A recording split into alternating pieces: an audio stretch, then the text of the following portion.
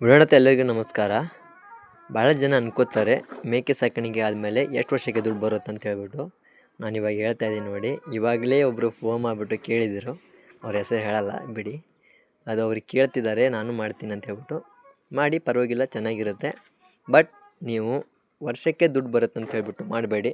Minimum 1ರಿಂದ 1.5 ವರ್ಷ ಅಥವಾ 2 ವರ್ಷವೂ ಹೋಗ್ಬೋದು.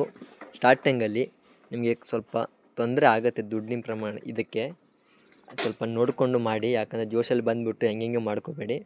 ಎಷ್ಟು ತೊಗೊಂಡು ಸಾಕಬೇಕು ಅಂತ ಹೇಳ್ಬಿಟ್ಟು ಒಂದು 5 ತಗೊಳ್ಳಿ, 10 ತಗೊಳ್ಳಿ.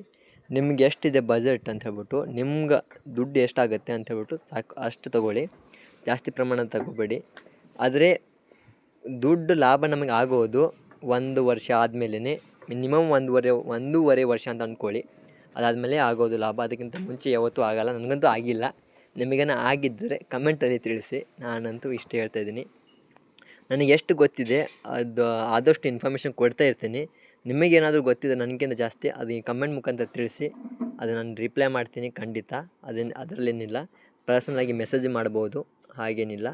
ಎನಿ ಟೈಮಾಗಿ ನಿಮ್ಮ ಮೆಸೇಜು, ಫಾಲೋ, ಎಲ್ಲ ಇದು ಮಾಡ್ಕೋತೀನಿ. ನಾನು ನೋಡ್ತಾ ಇರ್ತೀನಿ. ನೀವು ಯಾವುದೇ ಕಾರಣಕ್ಕೂ ಇದು ಮಾಡ್ಕೋಬೇಡಿ, ಮಾಡಿ ಕಂಪಲ್ಸರಿ.